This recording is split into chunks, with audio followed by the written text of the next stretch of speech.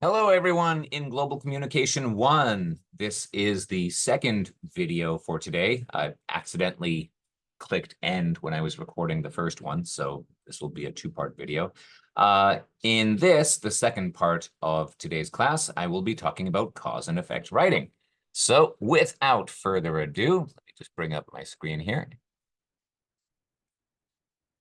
Okay, so very quickly, this makeup lecture is for a couple of different classes, and I'm not sure if I gave the answers or if we discussed the answers to the feed projects article. So just to do this super quickly, in case there's anyone that hasn't gone through the textbook yet for our homework from the last class, let's take a quick look at this. I'll do it super quick. So exercise B, this was on page 162 and 163, just asked students to fill in the blank next to the appropriate definition. So here are the answers. A, distribute. B, estimate. C, signify. D, desire. E, opportunity. F, prospect. G, first-hand. H, massive. I, overall. And J, reusable. For exercise 2, read the main ideas and write the paragraph number where they are found. Lauren Bush Lauren found an idea for combining her love of fashion and her desire to help the hungry. That's in paragraph 2. The bag with the number 1 on it was the first bag that Feed made. That's paragraph 4. After traveling with the United Nations World Food Program, Bush Lauren saw how important a school lunch was to hungry children. That's paragraph 1. Feed also works in the United States, where there are many hungry people. That's paragraph 7. Bush Lauren founded her business because she wanted to give people a way to solve the problem of hunger. That's paragraph 9. Providing a school lunch has a great impact on a child, such as improving their health. That was paragraph 6. On page 164, exercise D, number 1, Lauren Bush Lauren traveled to countries around the world with the United Nations World Food Program after she graduated from college. That's false. She traveled to countries around the world with the United Nations World Food Program before she graduated. Number 2, a free meal helps children stay in school. That's true. The first bag designed for Feed had the number 1 on it, signifying one lunch for a child in need. That's false. The number 1 signified a year of lunches for one child in need. Number 4, a percentage of the profits from the sales of bags goes to feed hungry children. That's true. Number 5, Feed distributes meals to school children in 63 countries of the world. This is actually false because what Feed does is they sell the bags and then they give the money, the proceeds of that, to the World Food Program. And then the World Food Program distributes the meals to the school children. So technically that's false. Number 6, the company has expanded and now includes items like scarves and shoes. This is false. It's expanded to include items like scarves and jewelry. For exercise E, it says, look more closely at the reading and answer the following questions. So these answers are not always obvious at a first glance. Number 1, what are other ways that a free school meal can feed children, according to the article? Well, they put feed in scare quotes here because feed can also mean mental feeding or learning or gaining knowledge. So by giving children a free school meal, they can stay in school longer and get more education. This is a way of feeding their minds. So this is another way that a free school meal can feed children. Number 2, in what ways can a school lunch be a community event? It's not just kids going to school and then having the free meal. It's also mothers coming in to help out. You might also get some other children that are not yet quite school age, like coming also to see what's going on. So it really brings a lot of people from the community together. It's not just the kids in the school. Number 3, many founders of organizations have what's called an aha moment when they finally come up with an idea that they've been thinking about for a long time. For Bush Lauren, this was when she was trying to think of a way to incorporate her desire to help kids with her love of fashion. And she suddenly realized that if they made it so that children benefited from getting from the purchase of the bag. So if people knew that a child was going to get a meal from buying this bag, then they would be more likely to buy it.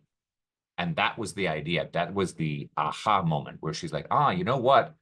If we take the proceeds of this and we give it to the World Food Program so they can give free school meals to children, yes, that's going to benefit them, but people will be more likely to buy the bag if they know that it's going to help it and going to help them. And that was the aha moment. Number 4, give an example of the global impact of feeding children. Well, if you feed children in these poor countries, you're obviously going to create not only better education opportunities for children, but you're going to reduce levels of malnutrition. And you're probably going to give these kids better job prospects as well. All right, now I'm quite sure that at least one of the classes that I teach on Fridays has already gone over the homework with me. But for the other class, if we didn't go over that, or if you missed the class, those were the answers for the homework to our last class. All right, so really quickly, taking a look at that article about Lauren Bush Lauren. So what happened as a result of her volunteering for the United Nations World Food Program?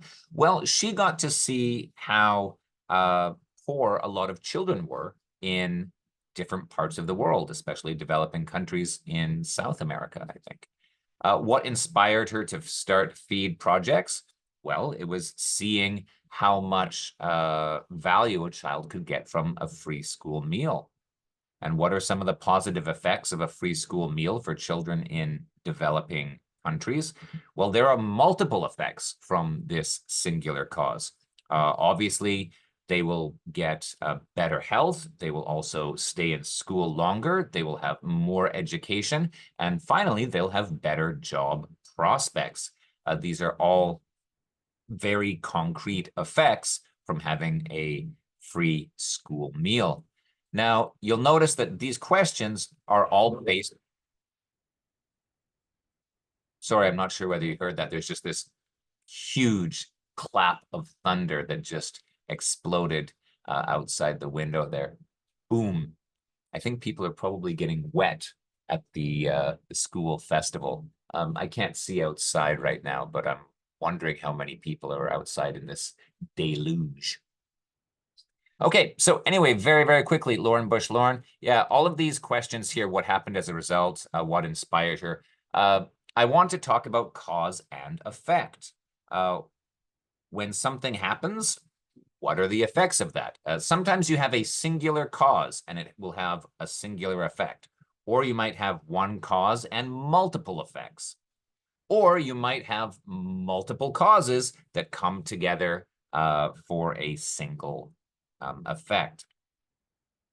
Now, I think that cause and effect is very important, not only just learning how to write about cause and effect, but I think in our world, people want to know what causes what.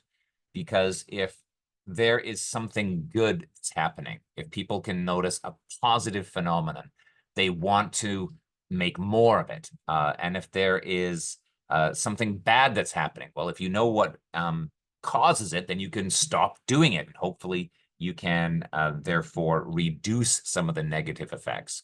You also know who to blame who or what to blame when things are going badly, and also who or what to give credit to when things are going very well. This is very important if you think about health, for example.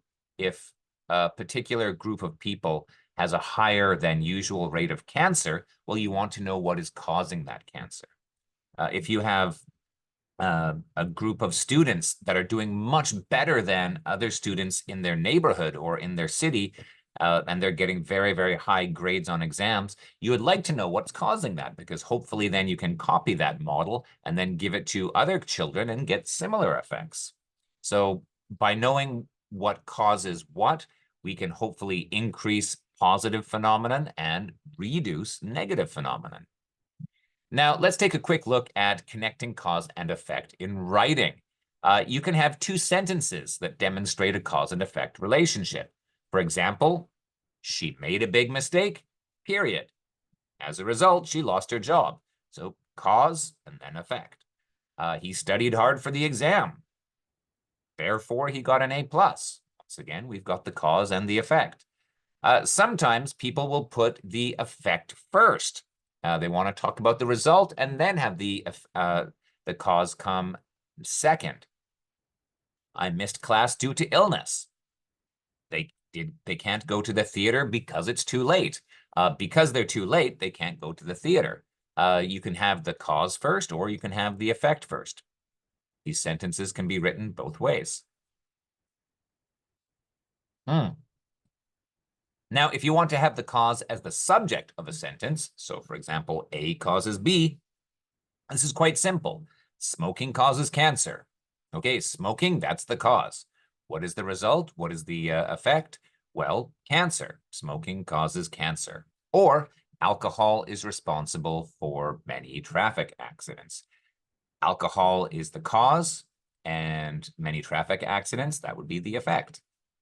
But you can also have the cause, not the cause, sorry. You can also have the effect as the subject. So you can start off with the second part and then describe what happens after.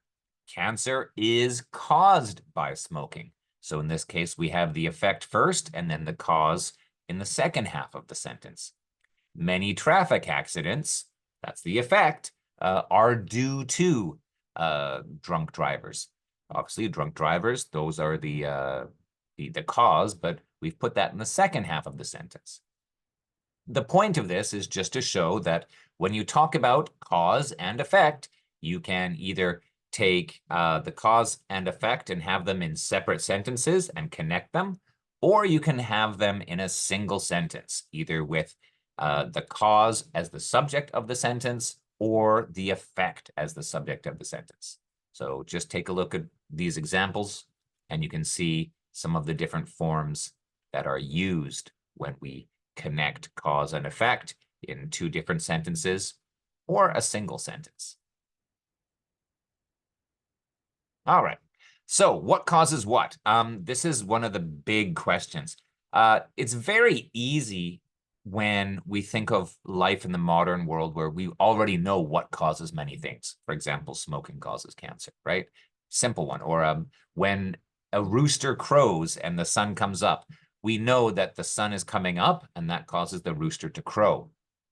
However, a long time ago, I'm sure there were many people that thought actually the rooster crowing caused the sun to rise. They had it backwards. This is because they didn't know that the world was revolving around the sun and that it wasn't actually the rooster that was motivated to crow by the sun rising. They got the order mixed up. Sometimes A causes B, but other times we might be wrong. It might actually be B that causes A. And there are some times where we're not sure which causes what. Sometimes actually A doesn't cause B and B doesn't cause A, although we can see them being closely related. Sometimes there's a third factor, a C that causes both A and B. And in other cases, actually, it's just a coincidence. Although two things may go up or go down at the same time, they may not actually have a causal relationship. It might just be a coincidence. So, does anyone here in our class practice yoga regularly? A lot of people take yoga classes. It's quite a common hobby. Well, apparently, people who practice yoga regularly are less stressed than people who don't. Now, what I would like to know is it the yoga that causes this phenomenon? Is it practicing yoga that makes these people less stressed, more relaxed? Because I'm sure many people would like to be less stressed or more relaxed. So is yoga the answer? Well, let's look at a few possible explanations. Maybe it is as simple as A causes B. Practicing yoga, A, causes B, people to feel less stressed. But maybe it's not. Maybe it's actually the other way around. Maybe people who are already feeling quite relaxed and casual and unstressed, maybe people like that are naturally drawn to yoga. Or maybe there's a third factor. Maybe it's people with a lot of free time, people that are not busy. Maybe people with a lot of free time not only feel stressed, but also like to practice yoga. And in that case, it's the abundance of free time that is actually causing A and B. It's not always apparent what is causing what. So here is an example of a phenomenon that I find very interesting. Students who sit near the front of the classroom get better grades than those who sit near the back. This is something which has been observed in a lot of academic research. What could be a possible explanation? Well, for part of your homework today, I would like you to complete a worksheet that I will attach to Cyber Campus assignments. And I would like you to brainstorm 3 possible explanations for this phenomenon. Actually, I'm going to give you 3 different situations. This is just the first one. I want you to think, what could be 3 reasons why students who sit near the front of the classroom get better grades than those who sit near the back? Is it that sitting close to the front gives students some kind of special attention, or is it that maybe students who are already interested in the class will be more likely to sit near the front? Or is it perhaps that diligent students will not only be more likely to sit near the front, but also get better grades? Is it A causing B? Is it B causing A? Is it C causing both A and B? Or are these things just a coincidence? Whatever you think, write them down on the worksheet and then upload the finished worksheet to Cyber Campus. In my regular classes, we do this as a group exercise, but because this is an online lecture, I will ask you to do it individually and then upload it as part of your homework. Second one. On average, people who graduate from a high-level university earn more money in their lifetime than people who graduated from a lower-level university or people who never graduated from university at all.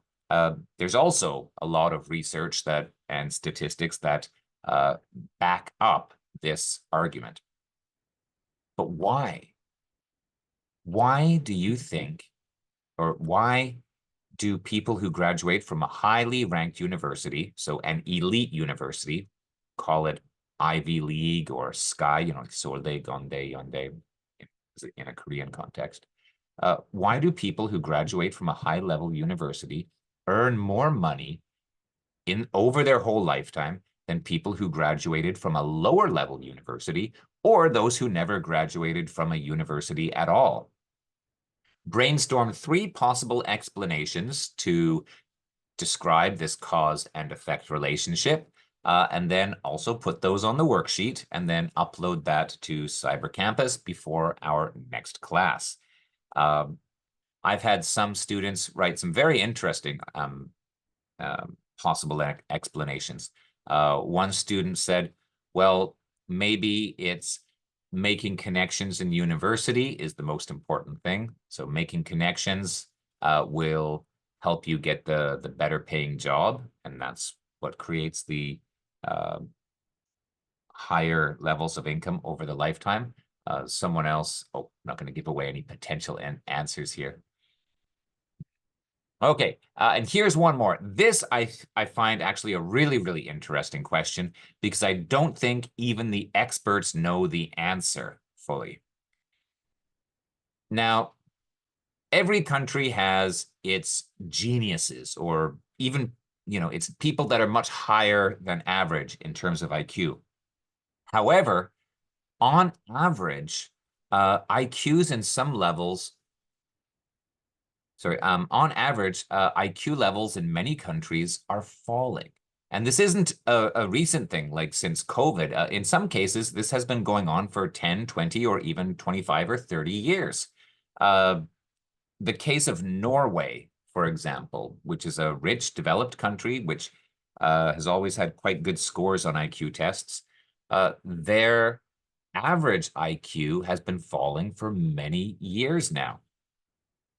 I would like to know 3 possible explanations for why IQ levels around the world in many countries are falling. In some cases, falling for many years. What could it be? In my earlier classes this week, I had some students brainstorm some very, very interesting theories to explain this cause and effect relationship. What is causing the IQ levels in some countries to fall? Well, as also part of your homework, I would like you to brainstorm 3 possible explanations to explain this phenomenon. In all of these questions, asking about students sitting near the front of the classroom getting better grades, people from higher level universities making more money from those at lower level or those that never went to university, and why the IQ levels in some countries are falling.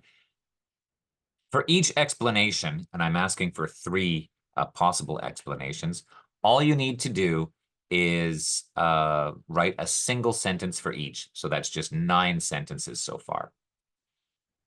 And now for the last part of your homework. Oh, before I do that, okay, quick note on explaining correlations. I've been talking a little bit about correlations without actually mentioning what positive or negative correlations are. So I should probably say something very quickly about this. As a matter of fact, I might put a question about correlations on the final exam. So please pay attention to this. A positive correlation is an increase in something that is followed by an increase in something else.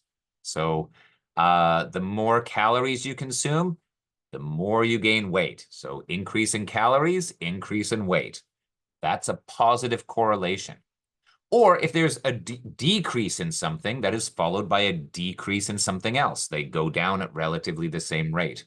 You know, the less education you get, the less money you're generally going to make. Even though they're both going down, we call that a positive correlation because the cause and the effect are either going up or going down. And they're both following, they're following the other. A negative correlation is when there is a decrease in something. So something is going down at the same time something else is going up. This is called a negative correlation. Like the less time you spend studying, the more mistakes you make on a test. And that's measurable. So think of this, the less time you spend studying, the more mistakes. Or maybe there's an increase in something and something decreases at the same time. Like let's see, you got this, the hotter the temperature, the lower the number of hot chocolate drinks are sold. This is a negative correlation. We've got positive and negative correlations. Keep that in mind for the final exam. Now, the last thing I'd like you to do for this particular homework assignment is to choose one of these 6 topics: part-time jobs, exercising, falling in love, failing a class, playing video games, or smoking. Choose one of them and then write a cause and effect relationship. Okay, don't copy my examples, but like, for example, students with a part-time job tend to get lower grades than students without a part-time job. Or people who exercise regularly tend to be happier than those who don't. Or people who fall in love tend to save less money than single people. Or people who play violent video games, tend to be more violent, something like that. Please do not use any of the examples that I've just mentioned. Choose one of those 6 topics and then write a cause and effect relationship like the ones I just mentioned. And then I would like you to brainstorm 3 possible explanations. Now, you'll notice here I say in the PPT, choose another group's example. Don't worry about that. That's for the regular class. This is online and it's being submitted as an individual homework assignment. So just do it individually. All right. Cause and effect essays. These I'll talk about at the beginning of our next class because for homework, I would also like students to read the blurb about cause and effect essays on page 179, and also read the model essay, which is about Tom's Shoes. Tom's Shoes was a company that would try to make money while also helping poor children. So if you bought 1 pair of shoes, then they would donate a 2nd pair of shoes to a child in a small village in a developing country. Also answer questions 1 through 8. You don't have to upload this textbook homework. We will look at that in class. But what I would like you to complete is a short worksheet. And I'll go back to this in just a moment. Hold on. As I mentioned, this is something which I had students do in class. So let me bring up the cause and effect. Here we go. All right. Okay, I'll show you what the actual worksheet was, and then this is what I'm uploading to Cyber Campus, and that's what I'd like you to, here we go. All right, so Global Communication 1, yeah, just put your name here. This is the line which I had students write their name on. You can just write your name on that, or you can erase the line and just write your name. It doesn't matter. So for exercise 1, 3 possible explanations. Tell me 3 possible explanations why students who sit near the front of the class might get or are more likely to get better grades than those who sit near the back. Okay, as well as exercise 2 and 3. And then for the new topic, you can choose whether it's smoking, video games, falling in love, part-time jobs, etc. Tell me what topic you chose. Make up a sentence explaining a correlation, and then give me 3 possible explanations for this. After you finish it, please upload it to Cyber Campus, and this will not be for 5 points like our regular homework assignments. This is just a homework assignment. It's not an official writing assignment. Trust me, your next homework assignment for points coming soon. All right, so that's all I've got to say for now. So thank you very much for watching this, which is the 2nd of today's lectures. And I will see everybody next Wednesday. I hope you enjoyed the festival outside and hope you brought an umbrella. All right, thank you very much. Take care, and I'll see you guys after the weekend.